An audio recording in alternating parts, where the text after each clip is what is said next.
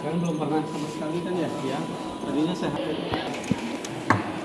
parameter dari jadi pemancar kan ya, tapi kita akan ikutan dari nol dulu. Jadi pemancar itu masuk dari mic sinyalnya, ini mic ya, nanti kita konekkan ke apa tuh namanya sinyal 1 kHz lewat sini. Kalau kita pencet di sini masuk 1 kilo, dikuatin sehingga di sini 1 kHz sinusoidal. Nah, anggaplah ini suara manusia dari 20 sampai 20 kilo ya, setelah dikuatkan sampai di situ. Tapi kan saya ingin ini tuh dikirim pada jarak yang jauh ya. Untuk itu perlu saya lakukan modulasi. Saya modulasi lah 1 kilo itu dengan modulasi fasa di sini. Berarti harus dibangkitkan juga carriernya. Jadi carriernya lalu sebuah osilator. Nanti kita ukur carriernya berapa di sini ya. Kita ingin mancarkan di 134 ini tuh megahertz. Nah, osilator yang 134 megahertz itu nggak ada. Yang ada yang lebih kecil, sehingga berapa kira-kira kalau dikalikan hasilnya 134. Nah gitu ya, berarti kan di sini bisa saya hitung deh 12 ya, berapa ya, 12,17. Nanti kalian harus tepat frekuensinya. Kalau kalian kira-kira nggak keluar dia ya. Tadi sambil saya set up dulu ya, jam 11,17, berarti nanti bisa 11,17 mega. Berarti bisa dilihat sama osiloskop nggak? Nah, coba lihat osiloskop itu mampu sampai berapa. Nah, tulis paling atas.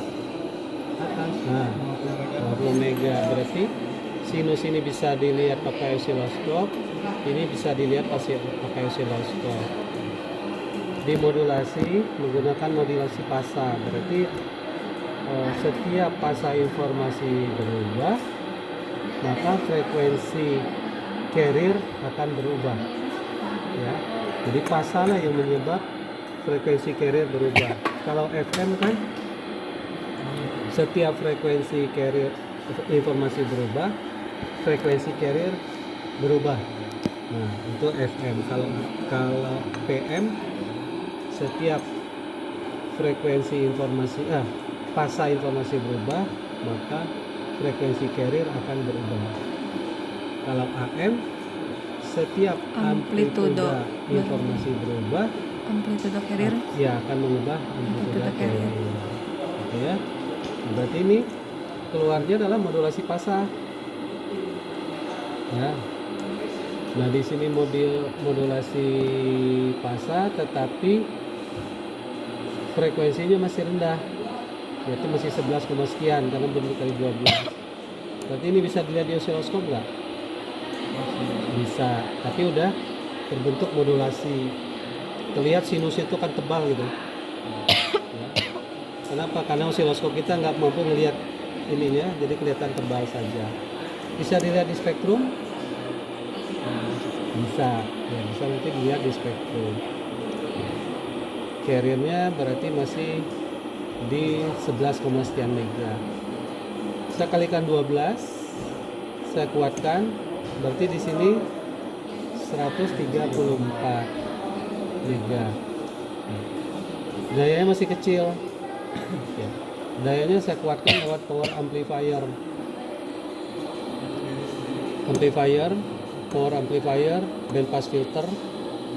Tapi saya nggak ingin daya ini berubah-ubah terus, harus konstan. Karena itu saya pakailah kendali di sini. Ya, ada rangkaian kendalinya. Jadi ini masuk, kalau di sini 8 watt, ternyata di sini lebih, maka lebihnya itu akan dimasukkan ke sini, maka dia akan dikurangi supaya di sini tetap stabil. Kalau di sini kurang, kekurangannya diinformasikan, di sini akan menambah. Jadi di sini looping ini menyebabkan daya itu tetap stabil. Makanya dari sini ada power control. dia deteksi, diamplifikasi, dikontrol, masuk lagi ke sana. Ya. Berarti di sini dayanya udah besar. Nggak bisa lagi saya ukur pakai sinyal horn. Karena hanya sinyal horn hanya 20 dB maksimum. Ini mungkin udah lebih dari 50 dB. Maka harus kita redam dulu, baru bisa kita ukur. Redamnya menggunakan atenuator. Nah, pancarkan ke sini ke antena. Berarti ada sinyal yang terpancar 134 mega kemana-mana. Supaya nggak mengganggu orang lain, jadi nggak kita pancarkan, tapi kita masukkan ke beban yang kita sebut dummy load. Nah, dummy loadnya tadi contohnya udah dipasang di belakang tadi itu dummy load. Nah, harusnya kalau ini dipancar, ini diterima di tempat yang lain 134 mega. Ya, karena ini sudah kita dummy load, maka seakan-akan ini udah mancar. Kita lakukan lewat sinyal generator. Jadi kita injeksikan sinyal modulasi 134 mega dari ini. Nah, frekuensinya 134. Ini frekuensi 134 mega. 4 mega gitu. Modulasinya karena di sini tidak ada PM, phase modulation, hanya ada FM, maka kita pakai FM. Ya, ini modulasinya. Indeks modulasinya bisa kita, ini frekuensi pemodulasinya atau informasinya 1 kilo. Berarti nanti di sini ada modulasi FM, frekuensi informasinya 1 kilo.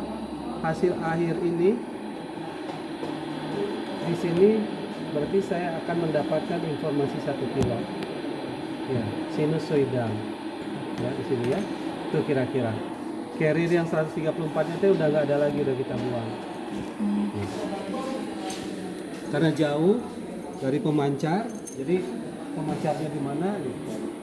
Ini penerima. Maka di sini dayanya sudah kecil. Sekitar biasanya daya pemancar yang keterima di kita itu adalah minus 30 dBm standarnya. Ini kita bisa set amplituda, tinggal dikasih minus 30 dBm. Kalau kita lihat di mikrovolt atau milivolt, nah ini bisa terlihat juga berapa daya. 7 milivolt ya. dBm. Kalau frekuensi atau daya mau diubah-ubah sesuai step, kita juga bisa frekuensi increment. Misalkan ingin ditambah 5 kilo 1 ya, 1 mega 1 megahertz. Nah, setiap ini saya ubah, frekuensinya akan berubah di increment ya, karena stepnya 1 tadi. Jelas ini? Kalau daya juga mau diincrementkan, saya berarti amplituda increment misalkan 1 dBm atau 0,1 dBm, 0,1 dBm. Ya, setiap tombol ini saya ubah, dia akan berubah 0,1. Kalau saya 1 berarti dia akan berubah. Tuh ya. Nah, masuklah di sini 134 lewat radio frekuensi amplifier. Ini bisa saya lihat lewat apa nih? Oscilloscope bisa? Nggak bisa, berarti spektrum. Lewat band pass filter Berarti di sini berapa frekuensinya? 134. Bisa kita dengar suara 134? Nggak bisa. Berarti frekuensi itu harus kita turunkan.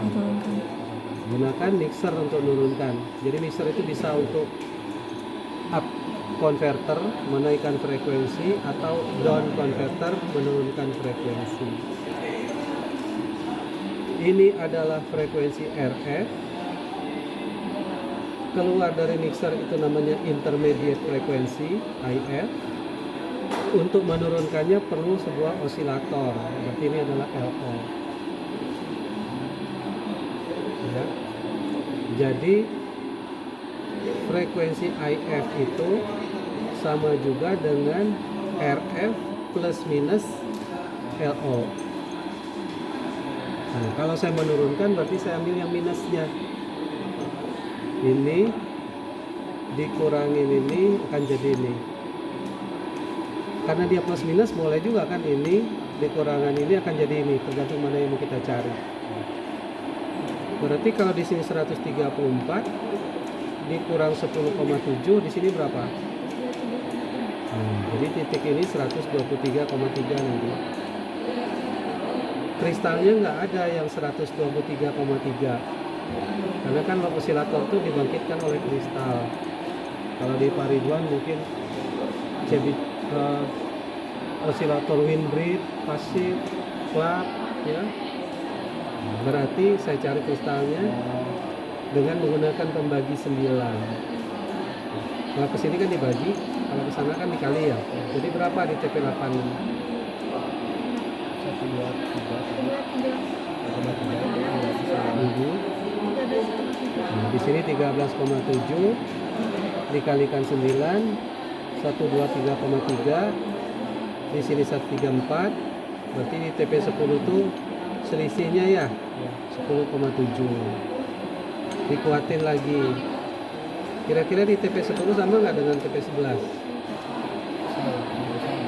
Sama. Bedanya apa? Dayanya, karena ini belum dikuatkan, ini udah dikuatkan, berarti lebih besar. Dengan TP12 Masih sama. 10,7 udah bisa kita dengar? Belum. Berarti diturunkan lagi menggunakan osilator 10,245. Berarti di sini berapa frekuensinya?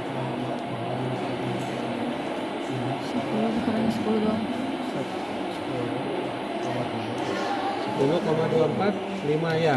Iya. 10,7 dikurang 10,245, hasilnya adalah 455 kHz.